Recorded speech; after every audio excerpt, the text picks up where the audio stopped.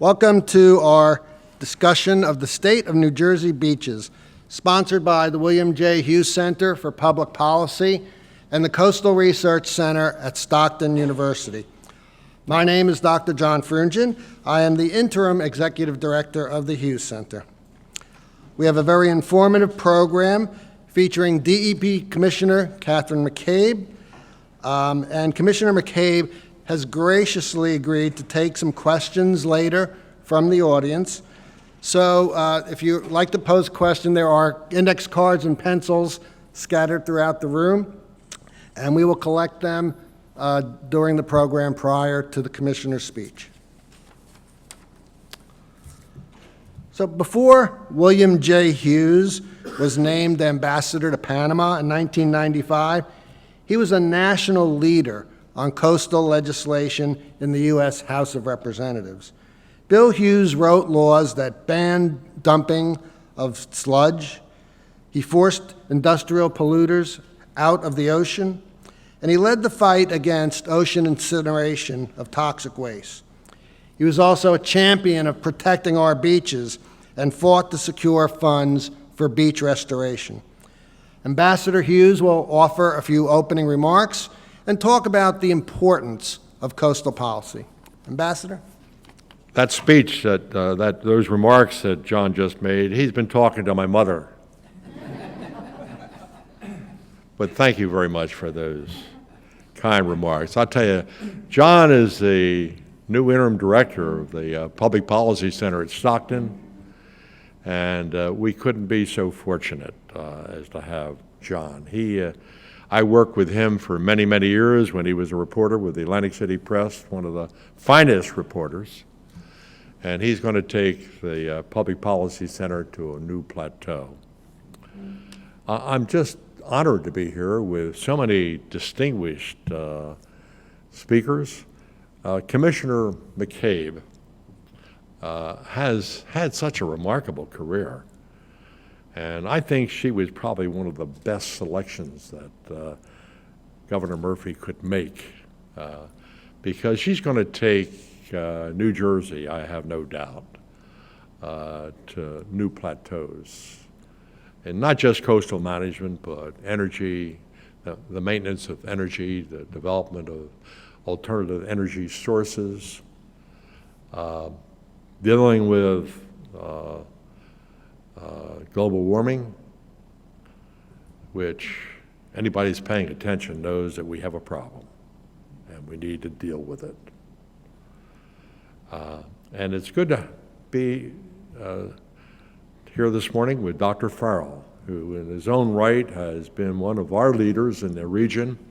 His work on coastal management and beach programs following Sandy was absolutely outstanding. And we're very fortunate to have Dr. Stewart in helping us basically do coastal zone management in our region.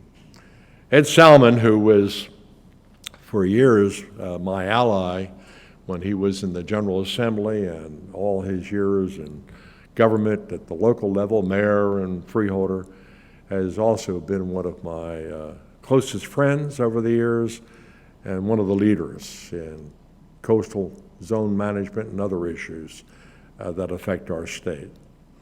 And it's good to see Mike Tuesto, who for years was with is still with public service, but was one of my strong supporters when I was in the Congress of the United States. And so many other distinguished guests are here today. I'll tell you, ocean policy has been my love for many years.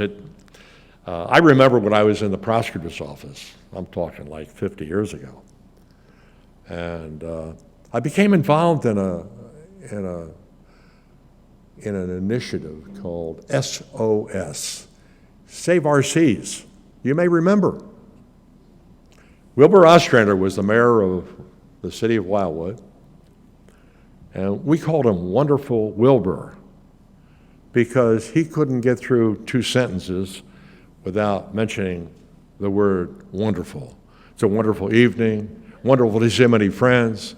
So we named him Wonderful Wilbur, but he got me involved in Save Our Seas, because they were closing down our beaches several times a year, you may remember, when the bacteria count was so high. And I got very much involved in that. It was a real concern. I mean, tourists were going to other places throughout the East Coast, and we were not being only impacted in the tourist industry, but it was beginning to affect us. People became very alarmed at the prospect of getting sick by going in our ocean. And I wrote to our congressman, and I got a form letter back. I went home and I said to my wife, Nancy, look at this. I mean, I know this guy well. I mean, I've been trying criminal cases against him, and I get a dear William, thank you for bringing this matter to my attention. It's important. I said, where's he been? I mean, the headlines in the press of Atlantic City are about beach closings, and he's telling me he's going to look into it. I said, I'm tempted to take him on. And my wife said, go for it. I went to Ed Salmon here, and I said, Ed, he was mayor of the city of Wyoming, and I said, Ed, I'm thinking about running against the sitting congressman. He went home and had told his wife, this crazy Democrat just came in and told me he's going to run against our sitting congressman. But that started our friendship of many years. But it's been a love affair, and ocean policy is truly one of my loves. It took about 17 years to get New York City out of the New York Bight area. Long time, because it was so cheap to dump sewage sludge, and chemicals and medical waste were all being dumped. And now we see another crisis looming, a number of crises. Aside from global warming, is that we see like 8 million metric tons of plastic waste being dumped in the ocean. The projection is that by the year 2050, we're going to have as much plastic in the ocean as we have fish. Can you believe that?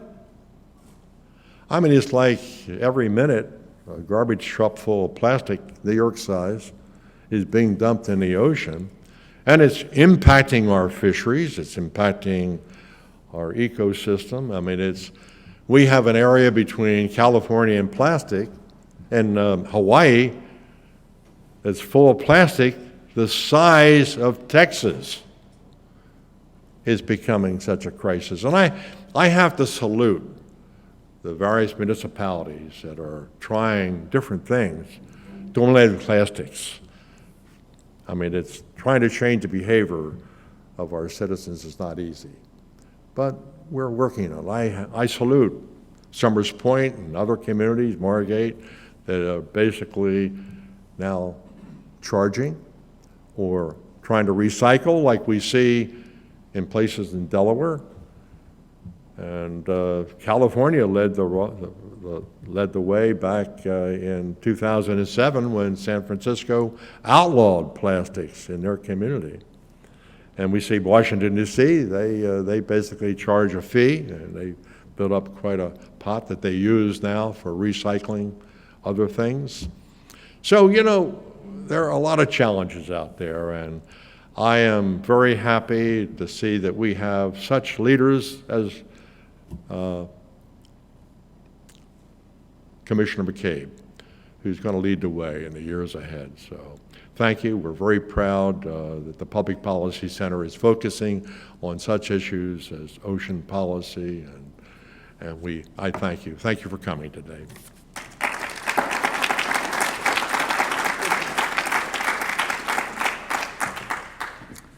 Thank you, Ambassador.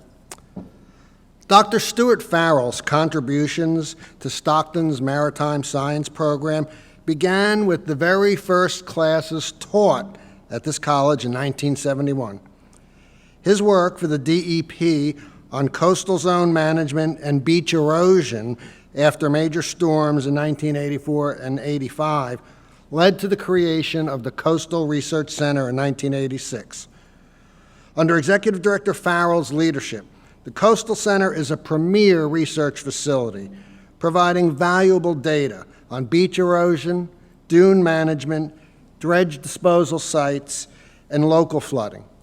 The center's award-winning model accurately predicted where the existing dune system would fail as a result of Hurricane Sandy, based on dune width, elevation, and the uniformity of the dunes facing storm waves.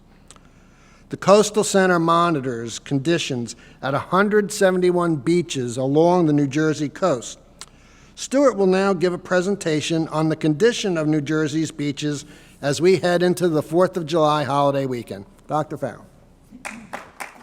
Hurricane Sandy was actually kind of an anomaly in terms of storms. It was not a major hurricane. It was not a super northeaster. It was an amalgamation of weather products, a blocking high, a fading hurricane, and a low-pressure system coming across the continent. And it then went into retrograde. In other words, it started moving westward. And that was essentially its undoing of the Jersey coast and western Long Island shore. It ended up with a diameter of 1,100 miles. Storm force winds extended out 500 miles. And the storm surge varied dramatically from Cape May City all the way up to Sandy Hook, where the increase in wave energy and storm surge just kept ramping up as you went north. The eye crossed the Jersey coast north of Brigantine, and we only suffered one major high tide. The first new inlet in 50 years was formed in Mantoloking as the dunes were breached and channels were cut. The only thing that saved it from becoming a near permanent inlet was Route 35, which was built from 16 by 30 by 18-inch thick slabs of concrete, which kept the channel from forming deep within the channel that was cut. The gentleman's house that's in the center there, he was in it all during the storm. That's one of the little sidebars that I found out about it. The road was still closed in the 5th of November when we arrived to do survey work. So we started doing this October 31st and finally finished just before Thanksgiving of 2012. But you can see the work that was done to close the inlet and restore a situation. There was no gas, no sewage, no water, no telephone, no electricity across that inlet for many months. Okay, further south, you have Ortley Beach. Ortley was defended by a small dune, a public boardwalk, and Ocean Avenue. The picture on the right is Ocean Avenue. The boardwalk you can see on the picture on the left was actually landward of the dunes, and you can see how much material was removed. Those things sticking up there were the stormwater and sewage lines that were at street level. So not only was the street removed, but the subbase, subgrade, and everything else was washed into Barnegat Bay. So New Jersey began a program funded primarily by congressional authorization from January 2013, authorizing the Army Corps of Engineers to restore projects to their design criteria at 100% federal expense. This is where beach nourishment started in New Jersey. Back in 1950, they trucked the first fill I could find out from one side of the Shark River Inlet to the other side. In 1952, the Corps of Engineers moved 2.54 million yards of sand onto the Ocean City beaches as a one-shot thing.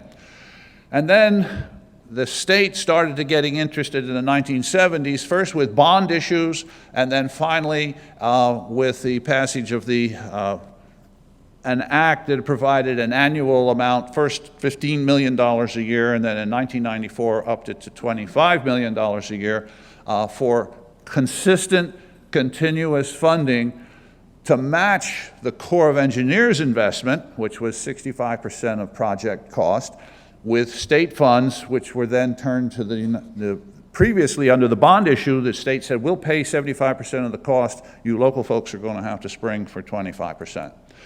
So part of this deal was in 1986, we instituted 105 locations between Raritan Bay and the eastern part of Delaware Bay along the New Jersey coastline. In 2017, we added 65 more in Monmouth County, primarily to satisfy the New York District's need for survey data on a closer spacing. All right, I'm going to go through a couple of these things pretty quick. This is up there in Monmouth Beach in Monmouth County. The green line is the shoreline position. The red line is a trend of changes to the sand volume present on the beach as compared to 0, which was 1986. That's when we started. So this is 30-year trends. This was 1988 versus 2008 after the federal project was completed in Monmouth County. Things kind of deteriorated by 2011. This is before Sandy. And then by 2013, following the Corps returning, we have a beach back in place in front of the seawall at Monmouth Beach. All right, moving south to Salem Avenue and Spring Lake, you can see the effect of the Carmi project, which appeared in 1995. A big boost in both the sand volume present and the shoreline position advanced seaward by over 100 feet. This is Spring Lake in 1989 versus 2011. The next picture shows what happened after Hurricane Sandy. The boardwalk was located in front of the dunes. Not the best place for your physical features, but that's where it was, and it was stripped away. There's the boardwalk prior to a perfect ocean view, as I put up there. But this is what it looked like after Hurricane Sandy. This was 2.5 miles of boardwalk that needed replacing, which was all made out of Trex and other synthetic composite materials. It has been replaced as a result of work that went on following Hurricane Sandy. Okay, quickly, Mantoloking. You can see that the trends were kind of negative for years. This is a private home. The guy owns 2 houses on the oceanfront. We've been there since 1986. New owner, his name is George Ring. This was his situation after Hurricane Irene on August 30th, 2011. It cut half the dune away then. Well, after Sandy, he lost both houses. Completely lost both houses. That was all that was left of his beachfront home. They're rebuilding in Mantoloking, bigger and grander, as you can probably imagine. It's amazing what they have put in place since Hurricane Sandy. They're absolutely gorgeous homes. All right, moving to Harvey Cedars, where the project was put in place before Hurricane Sandy. We have, again, the effect in the beach of an advance in the shoreline and a large amount of sand placed from offshore sources on the coastal front of Harvey Cedars. Here's the upper left one, 2006. That was the original dune. And 2010, this is the project dune that was built and grassed after the project was completed in 2009. And this picture shows the effect of Hurricane Sandy. Took about 1/3 of the dune and mined the beach down to levels that were approximately similar to the width of the beach before the project. But this was all restored, and there was no damage to any of the homes from the waves. Okay, quickly to Long Beach Township. Here the project had not been completed. This is Holgate in Long Beach Township.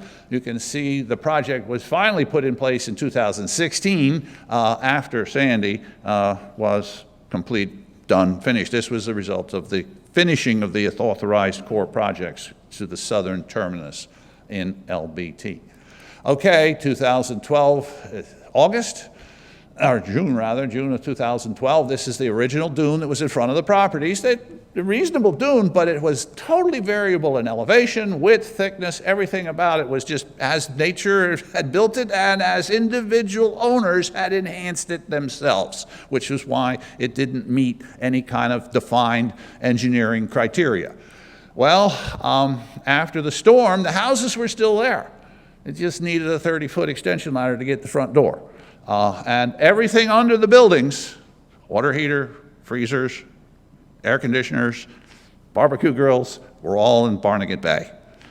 Or in one of my guys' homes, his father owned a house and it was filled to the rafters with other people's barbecue grills and other hardware in his home on the edge of the bay in Long Beach Township.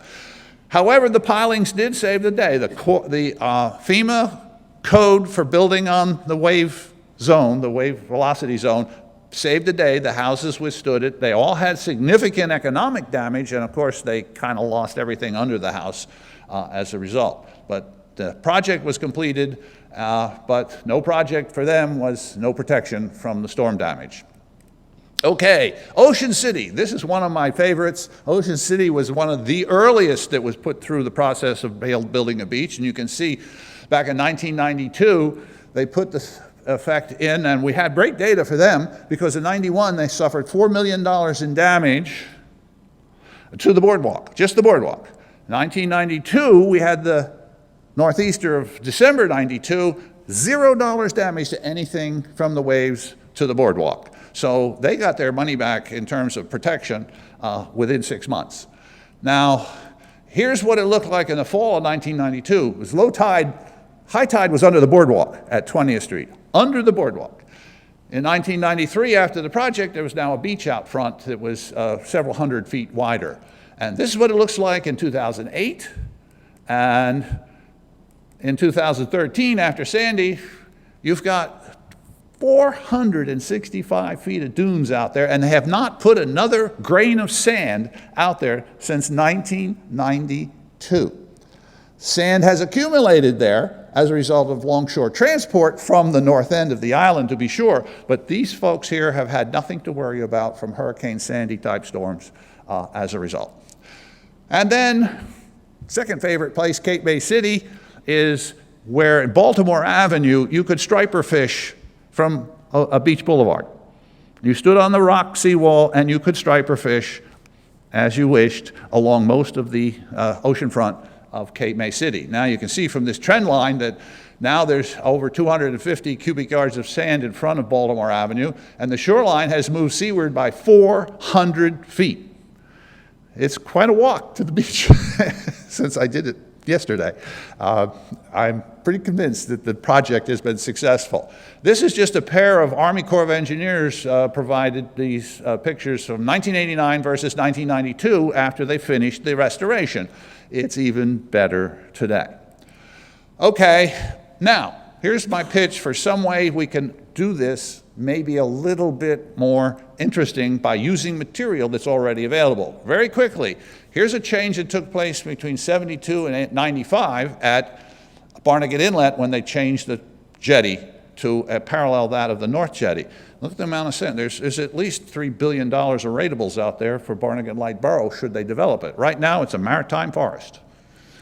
Okay, this particular action shows very locally, 1920 versus May 2006, the difference a jetty makes in terms of sand capture in the city of Brigantine. Brigantine has a project mostly directed at the northern quarter of the shoreline. This is where the sand goes. We're saying maybe we could borrow some of it and put it back and save a few bucks in pumping sand from offshore. Avalon's been a pioneer in doing this. The Borough of Avalon started this back in 2006, and they've done it continuously since with projects to move sand from places where it accumulates excessively back to where it seems to go away from. Here's how it's done. I'm going to go through this pretty quick. Bulldozers push up a ridge of sand, and it ends up looking like this. This is borrowed from the beach face between high and low tide. You park an excavator on top of the ridge, and you load these 25-yard trucks, and they drive on the beach to where you want to put the sand. They unload the trucks and scallop it into whatever shape the ridge wants to look like. This is what it looked like at the end of the project, 58,000 cubic yards worth, sitting on the oceanfront beach at 23rd to 15th Street in Avalon. This is what it looked like after they spread it in May for their first project in 2006. They just completed doing 50,000 yards again this spring, as did the city of North Wildwood, getting sand from the city of Wildwood from their storm drain outlets, which are 400 feet from the water's edge, so that they will drain when it rains and they don't back up into the city streets. Okay, last bit. Okay, this is where we took the sand, This is where we put the sand. This is what the sand deposit, the dark green, is deposits. Sand was added in that particular part of the Avalon shoreline. This is the borrow areas 6 months later. The green shows that they recovered all that was taken by 6 months on the beach. Material was redistributed from the placement zone. You can see the box outlines the area, and the red zones indicate material was redistributed. But you can see the green all around it. So it was just spread out a bit from the pile that was placed there. So it was effective, and we are kind of trying to advocate this for places where we could do it without interruption or interference with the normal beach that would be there and serve as protection normally. We got situations in a number of places which I indicated where this could be done. And that be it. Thank you.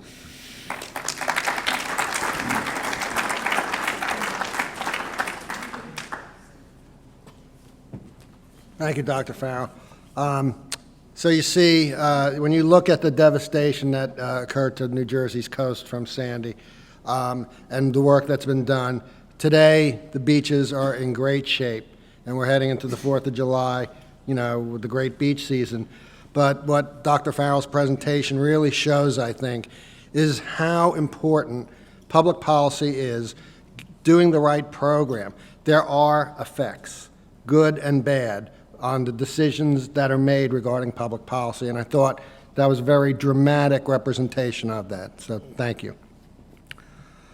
Okay, planner Jim Rotala, principal of Rotala Associates, has for years influenced public policy in this region regarding economic development, the environment, and local government.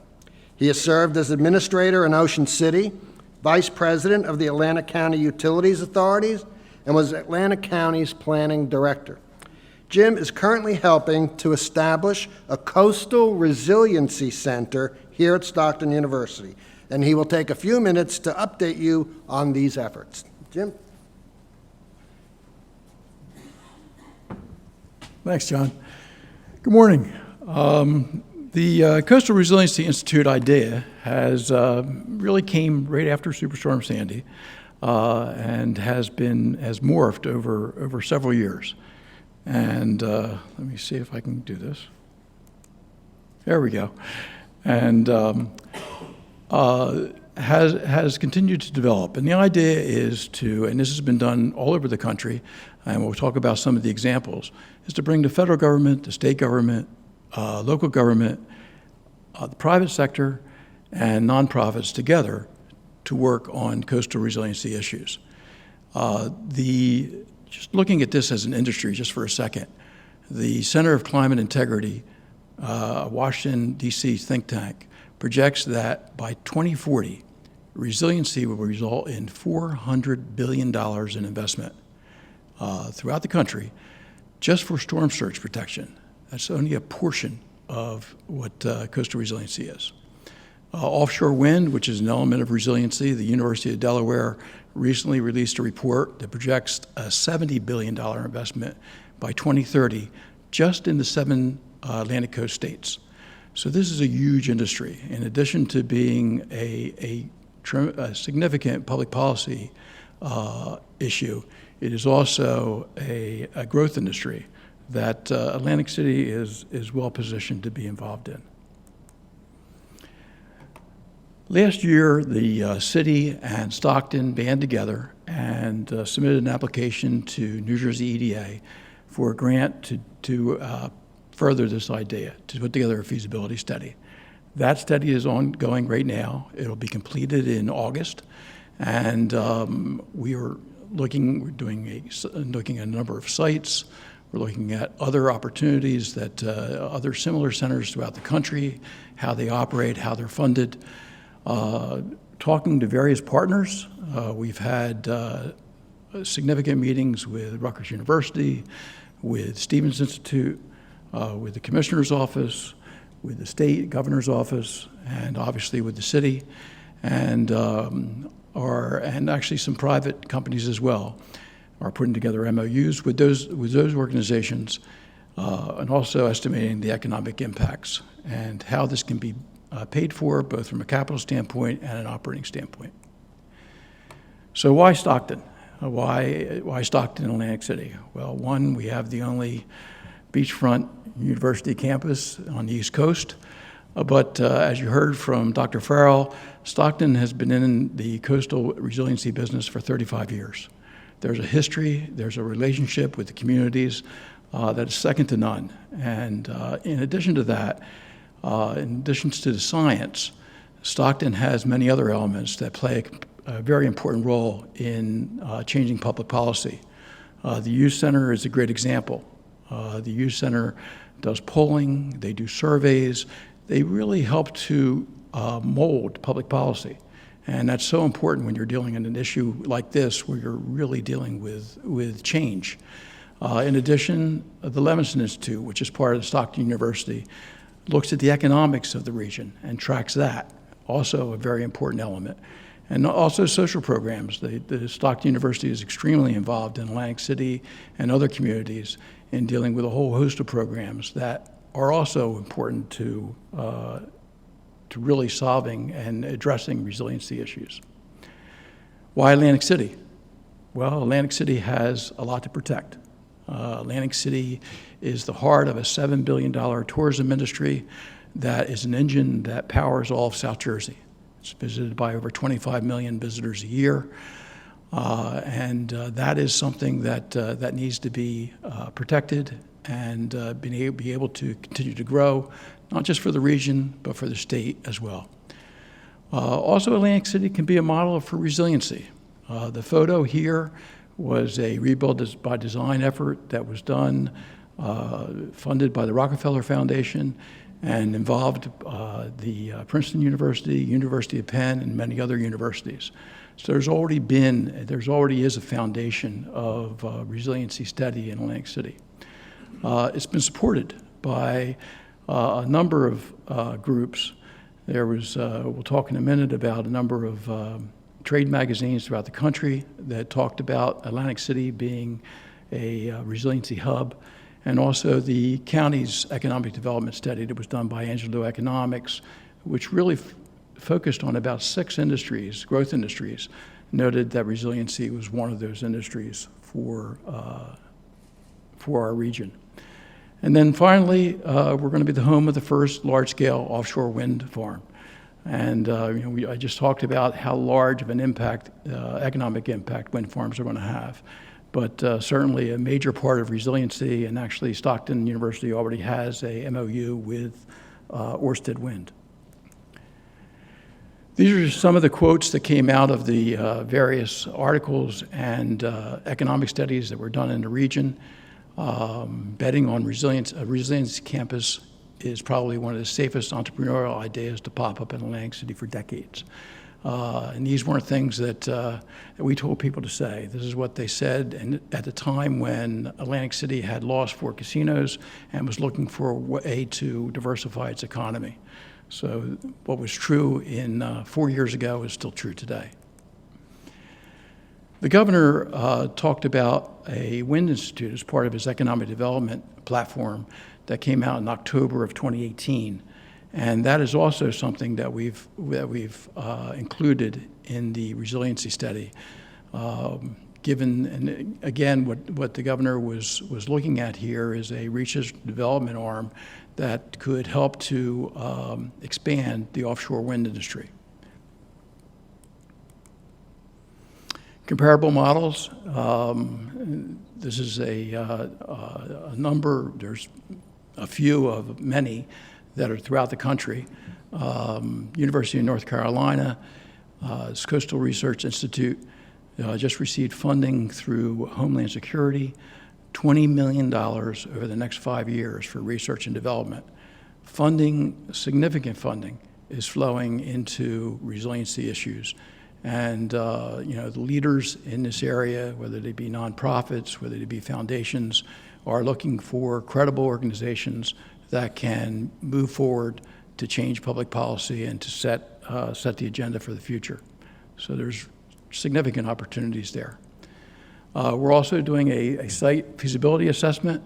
There are a number of sites throughout the city, some that are owned by the city, some are owned by Stockton University, that are being considered, and we will finalize the site selection or site recommendations in August. Proposed funding, I touched on this earlier, but there's a significant number of funding sources, many of which aren't listed here. The Stockton University has retained a nationally involved consulting firm that is helping us to identify funding sources and actually to meet with various funding sources and start to solidify an economic plan for the center.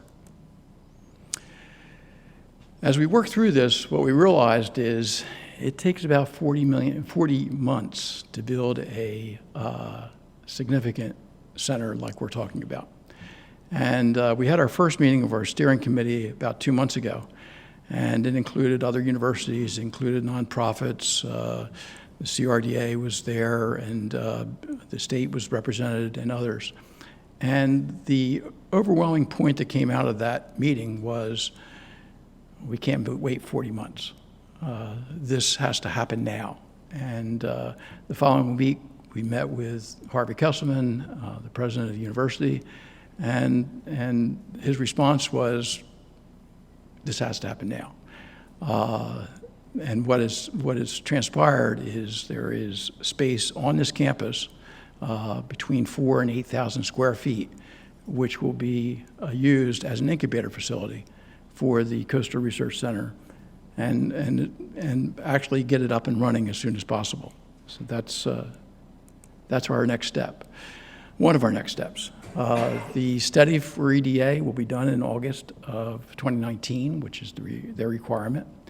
We'll continue to meet with agencies to sign memorandums of understanding. We have draft MOUs with the City of Atlantic City, with the state. I mentioned there's already one with Ørsted Wind, and there's a number of others that are being pursued. Funding commitments are being pursued, both for the short-term research and development, but also for the development, capital improvement of the facility. And hopefully by the end of this year or early next year, an incubator facility will be created on this campus. So a lot's happened in a short period of time.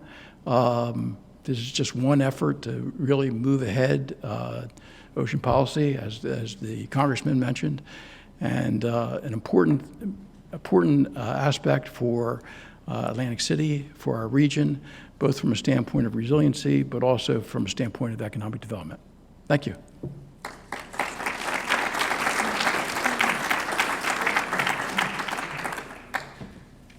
Thank you, Jim. And at the conclusion of our program, I encourage you, if you have questions for some of these speakers, to come up and speak with them.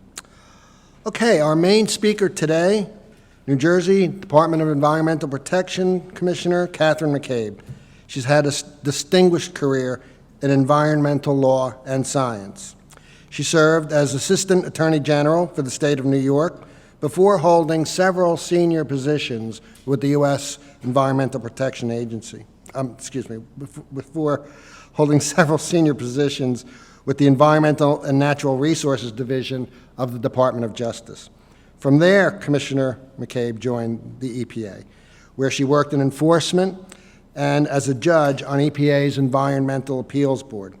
In recent years, she has been Deputy Region 2 Administrator, and she has helped oversee all EPA programs in New Jersey, New York, Puerto Rico, and the Virgin Islands. She has served as Acting EPA Administrator and Acting Region 2 Administrator. With all this high-level experience, Commissioner McCabe assumed the leadership of the New Jersey DEP in January 2018. She is pursuing the ambitious environmental goals of Governor Phil Murphy. These include creating a clean energy economy and addressing the effects of climate change along the Jersey coast. So please give a warm Stockton welcome to DEP Commissioner Catherine McCabe. Good morning, everyone. And And thank you for the invitation on such a beautiful day on the Jersey Shore. As I was saying earlier, I could have ridden my bike up from Ocean City, where my husband's family has been summer residents for about 3 generations now. And thank you, Dr. Farrell, for that whirlwind State of the Beaches tour from north to south. Could we do that once again slowly, please? The scientist in me would love to have a set of your slides. And I want to ask, sitting behind you, stand up, Dave and Bill. Dave Rosenblatt, who is the Assistant Commissioner for Climate and Flooding Resiliency, as well as the newly appointed Chief Resilience Officer of the state of New Jersey, and Bill Dixon, who is the right-hand man to Dave for everything coastal. Dave and Bill have worked together on doing a lot of that beach work that Dr. Farrell was talking about. So I want to give a hand to you guys for the work you've done. I do remember back in, let's see, what is it, early 80s, I guess, or to mid 80s, sitting with my kids at high tide in Ocean City right up against the bulkhead. So about room for one beach chair, except maybe you had to fold it up when the tide got really high. Great place to watch the kids because they were tiny and couldn't get very far. But a very different picture. I had to laugh, Dr. Farrell, when I saw the under the boardwalk before picture, because that's where we used to go when it got too hot out, under the boardwalk. Very, very different picture today. I was extremely grateful, among many others in my family and the whole community, that we had those dunes to protect us when Sandy arrived.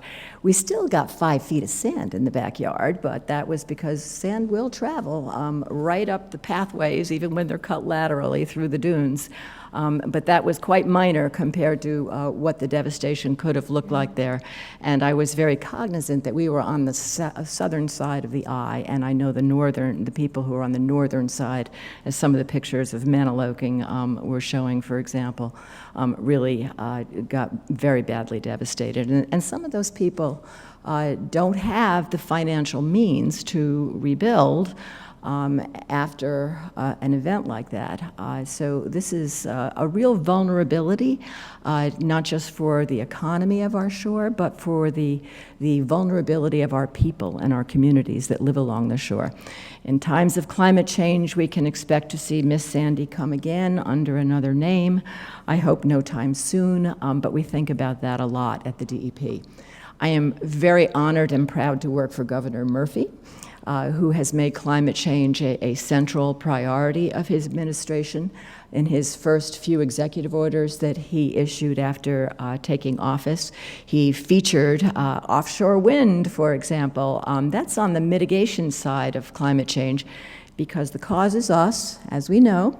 And here in Jersey, we generate, we're pretty dense here. We're a small state, but we're pretty dense, and we generate our share of greenhouse gases.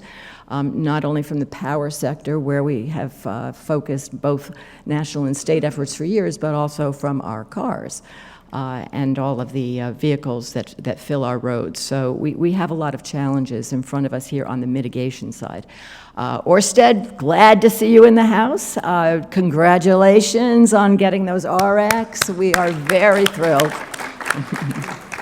And we look forward to continuing to work closely with Orsted and with the BPU and other state agencies and all the people who get involved in making offshore wind a successful venture here in New Jersey to meet or give us a big step at least towards meeting the governor's goal of 100% clean energy in New Jersey by 2050.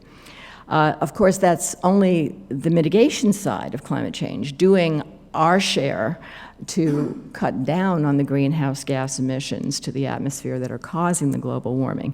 More stark along the shore, but these days even inland and up along the Delaware is the resilience side and the resilience challenges with the flooding that we see in inland, as well as the flooding and storm surges that we see more and more along the coast. So that's why we now have a Chief Resilience Officer, and New Jersey DEP, again with partners, is working on a coastal resilience plan. We also plan to broaden that out into a climate change strategic plan for the entire state because many of the effects are being felt upriver, as it were, and even in the northern parts of the state now. So that's one of our big challenges. We do have a long way to go, but we're off to a good start here, I think. On the mitigation side, in addition to offshore wind, we did finally, yay, a couple of weeks ago, get back into RGGI, the Regional Greenhouse Gas Initiative that New Jersey was a founding state member of, and then Governor Christie decided to pull us out in 2010.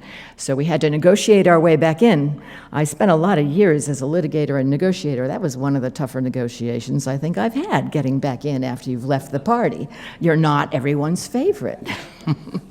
So glad to say we'll be back into the auctions as of the beginning of 2020, and we'll be getting some proceeds from the RGGI auctions that will help us with many efforts, including on the transportation side, where we really need to focus. Over 40% of the greenhouse gas emissions in this state come from our vehicles. So we really need to get to work on reducing those emissions. Electric vehicles are in our future. It once seemed like something out of, who remembers the Jetsons? Anybody remember that from that cartoon thing where all the little planes zipped around? It seemed like something of the far future, but I think it's coming. It's got to come faster, and we've got to get busy building out the electric infrastructure and getting all of us off of our addiction to our horses and buggies known as gas-powered vehicles. So that's a major push that we'll have to be working hard on for the years to come. Let's talk about water quality, a very important part of our beach life here, also important inland and upstate. So the good news is that New Jersey's water quality, the ocean water quality here, is outstanding. Last year, the monitoring that we do weekly here from mid-May into mid-September showed that our ocean beaches meet standards 98% of the time. A little less if you go into the Back Bay side and include that, but we're still doing pretty good at 95%. The challenges in the Back Bay are a little tougher than on the ocean water quality side because we have a lot of stormwater runoff, as we know, from down our rivers and along the bays. A lot of nutrients come, and that helps to give us more of the bacteria that we don't want to see. Vibrio, for example, has shown up in some of the waters down along the Delaware shore in particular. Vibrio is a natural bacterium that lives in the water. But if you go into the water and you have a cut and you're in there clamming or among the grasses, if you have an open cut, you can actually get a serious infection. Even we've had circumstances of those necrotizing bacterial infections, those so-called flesh-eating bacteria, something that we don't want to see. So if anyone is fond of clamming in the weeds, particularly along the Delaware shore, please wear your high waders. Same thing if you're in Barnegat Bay. This summer, we are seeing a spreading of the clinging jellyfish, little tiny, interesting-looking jellyfish. You can barely see it, and that's the problem. Tends to cling to the weeds in the back bays. It won't kill you, but it hurts so badly that it sends people to the hospital. So we had originally, in the past couple of years, only seen that like at the mouth of the Nematidaconk in the northern part of Barnegat Bay, but now it's showing up further south and really odd place in a salt pond down in Wildwood. I know, which Dr. Farrell is looking at me like, how could that happen? We don't know. We don't know yet. We're still trying to figure that one out. But there are these, little bacterial menaces and jellyfish menaces here and there to give us just a note of caution. They don't prevent us from enjoying our water, but just to be a bit careful. In the inland lakes, you may have noticed in the weekend's news that we've also started to get some pretty serious harmful algal blooms. Lake Apatcong was basically knocked out in terms of swimming for the past weekend because of that. And it's a similar kind of cause with the combination of too much nutrients into the lake, and then you get storms that flush a lot of storm water down, brings more nutrients, weather gets hot. Thank you, global warming. Now we've got pea soup, harmful algal bloom. So these are all things with our stormwater that we need to pay attention to a lot more, both along the shore and inland. They're particularly important in our back bays. And as Ambassador Hughes was saying, along with stormwater comes not just the nutrients, but typically plastic. That's a major source for all of the plastic that gets out not only into our waterways, but into the oceans and way out in the middle of the Pacific, the giant plastic raft. Whales have been known to be pulled up on beaches, whether it's Atlantic or Pacific, that have bellies full of plastic. And the statistic that I heard, Ambassador, was that if we don't reverse this and stop this plastic pollution of our oceans, not sure by the year, whether it's 2050 or some somewhat later year, but 1/3 of the fish we eat will be plastic because they're ingesting that plastic too.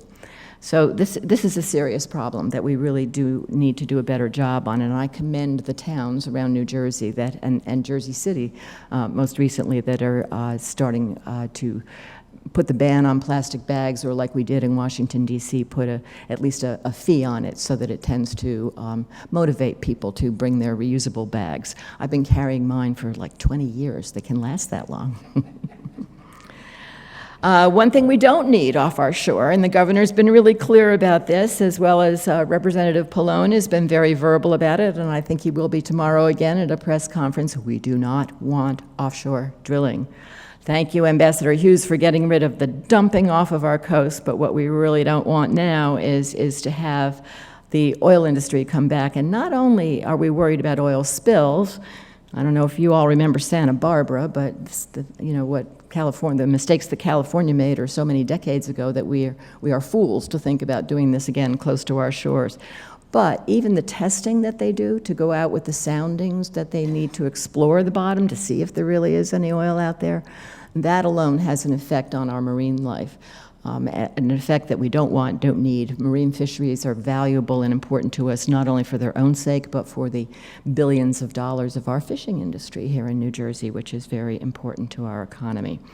I don't think the federal government is actually pushing ahead with that, and they've opened the door, but no one seems to be running through it.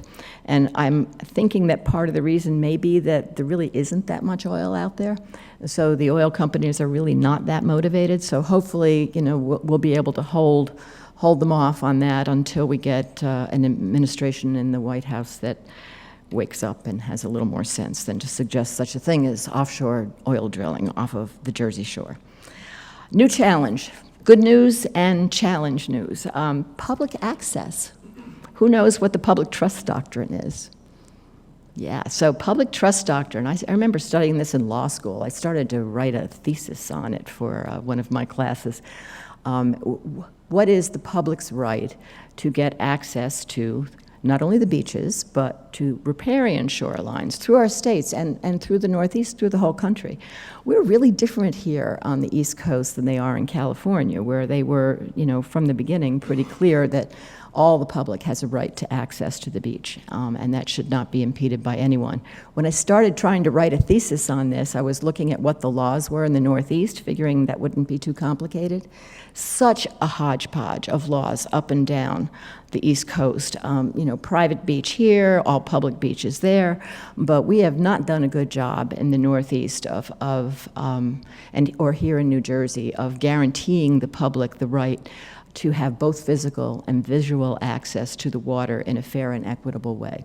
So the legislature, in its wisdom, and the governor has signed a new law that codifies the public trust doctrine here in New Jersey that guarantees the public the right to a fair and equitable access to the beaches.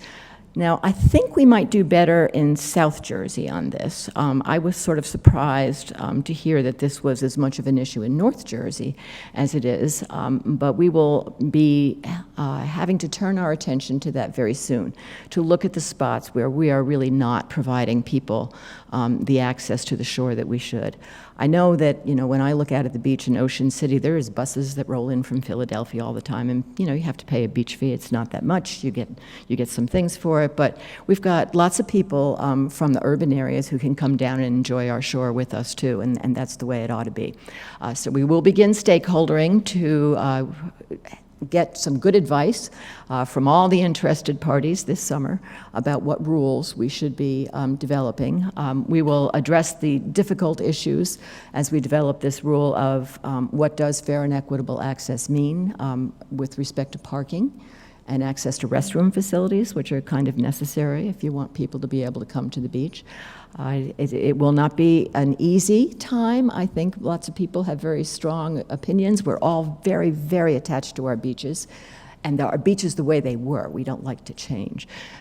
So this will be, I think, a real challenge for the DEP, but we're very committed to moving out on it and to working with our partners to come up with some sensible rules to guarantee the public the access to the Jersey Shore that they deserve. So, happy to join you here today. Get out and enjoy the beaches. Happy 4th of July, everyone. Can't wait to see the fireworks.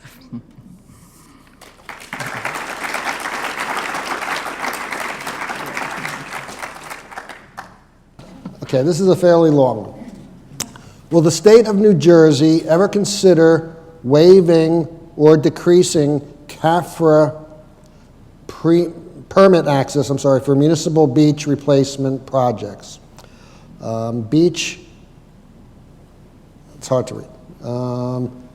Beach acreage always hits the maximum 30,000 permit fee. It's hard to read, but would the DEP ever consider decreasing CAFRA permits for municipal beach projects? Decreasing. Decrease. Can you hear me? Is this working? When anyone asks me to waive something, my caution flag goes up. So I'm not sure about waiving CAFRA protections, but the word consider also always makes my antenna go up. There's nothing that I wouldn't consider. I always try to look at issues with the pros and the cons. One of my principles, I've got 5 of them, by the way, is to listen to all sides. So let me tell you my 5 principles. 1, follow the law. 2, use the best available science. 3, listen to all sides, even if they're asking you to waive something and that makes you nervous. 4, find the best balance. And 5, be transparent with the public as you do it. So open for discussion. But CAFRA has been a tool that has been incredibly valuable and important to us in being able to control the development along the coastline to protect our beaches and to protect the quality of life here along the coast. So I think it should be a robust discussion of how we should use that. There's going to be a lot of intersection between the public access rule as we get that developed and the CAFRA rules as well as the flood hazard rules. So we welcome that discussion. Thank you. Okay, the Union of Concerned Scientists issued a report entitled Underwater Rising Seas, Chronic Flooding and the Implications for U.S. Coastal Real Estate. Could you offer an assessment of that rather dire forecast and what it means for New Jersey?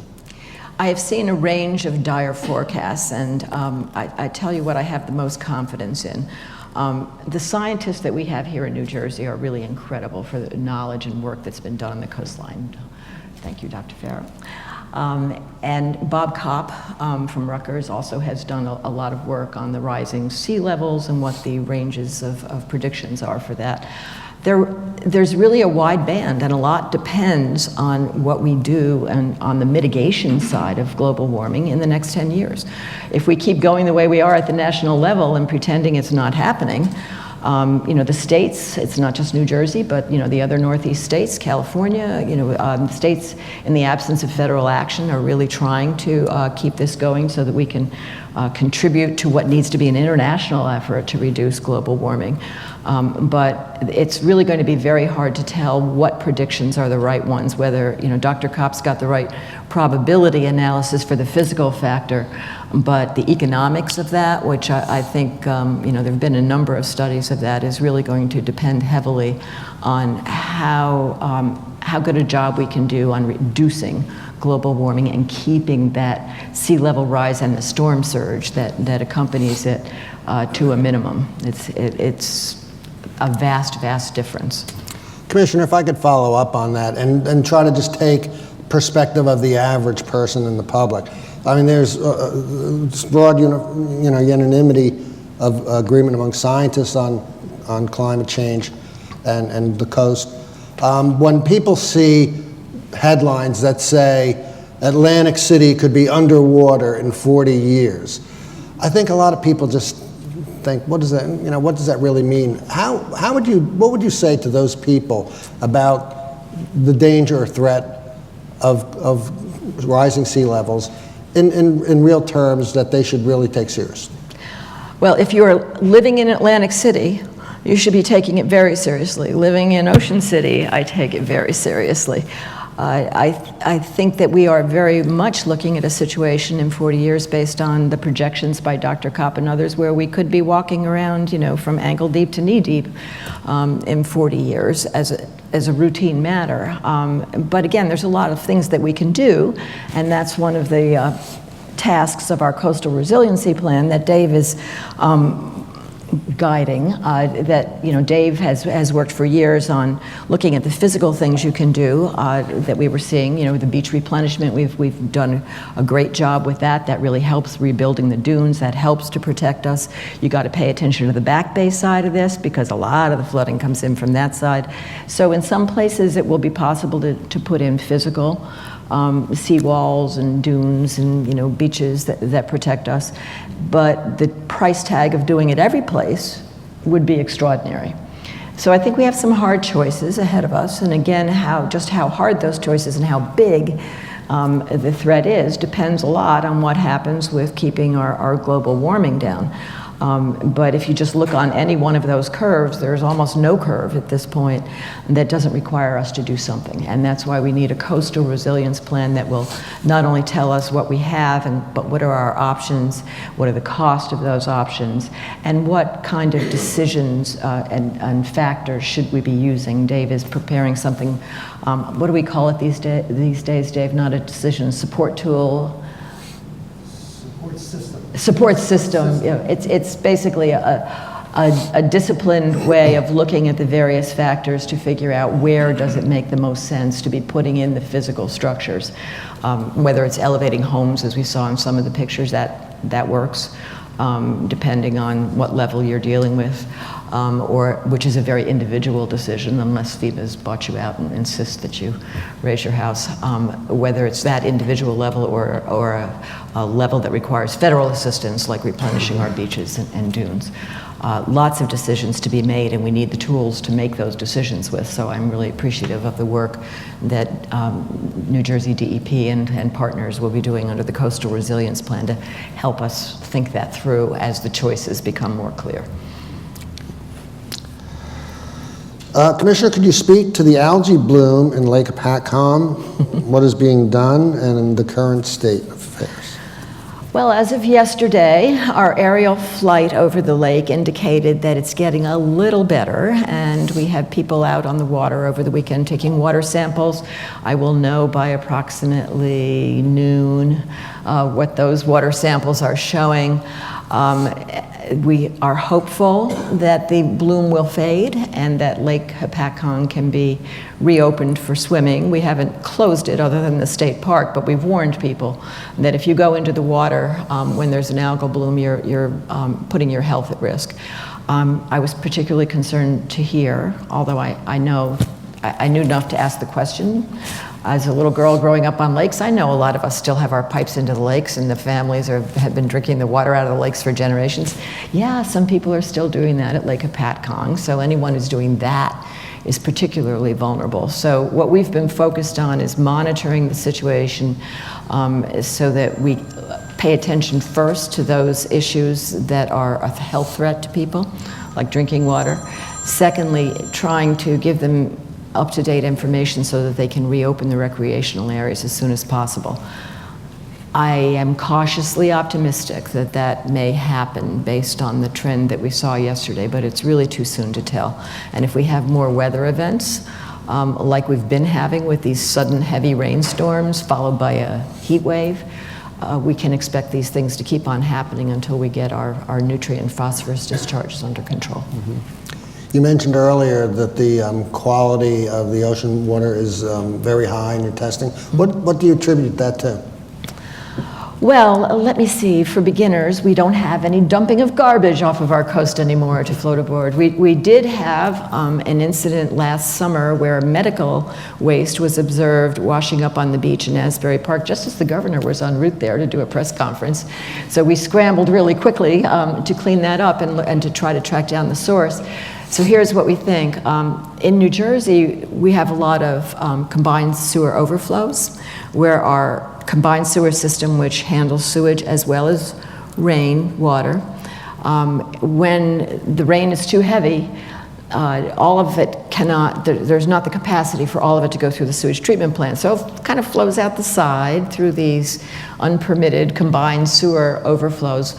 All of those in Jersey are now netted, so they should be holding back medical syringes, which we found a lot of on the beach. They should be holding back, the big plastic and things like that.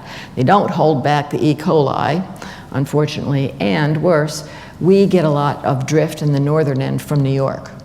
So we rather think that what we were seeing last summer with the eruption we had along Asbury Park, which we hadn't seen in years, was probably coming from New York CSOs, because there are still many up there that are not covered. So it's us, what is causing water quality problems? People, combined sewer overflows, lack of stormwater controls is pretty much the root cause. And one final question. I mean, you talked about the major development on wind energy that was just recently announced. And could you speak a little bit more about what you see coming out of that economically and what challenges might prevent success in this program? No challenge will prevent success. I am confident that we will overcome. The immediate challenges for the offshore wind are the physical challenge of getting it constructed. That comes with the environmental challenge of getting it constructed in a way that it is compatible and not harmful to our marine resources or our marine fishing industry, which is really important to get right. Fishing and offshore wind turbines can be quite compatible. In fact, some fishermen find it actually, if you're a recreational fisherman, you can go right up to the rig, you'll find it a great fish habitat, great place to fish. So I think all of those, although we have to work hard on them to get it right, will be overcome. The reason that the state just did the renewable energy credit that was awarded to Ørsted for the first tranche here is because it's not yet fully competitive economically, but as more offshore wind comes on, and this will be Ørsted's project here off of Atlantic City is going to be, the biggest project to get off on the East Coast, and that'll be our start, our hook, and I think as more get built, because there's many in line behind it, the price, as it always does, will come down. Commissioner, it has been very informative. Someone wants to send up a question? Would you take one more? Sure. Thank you.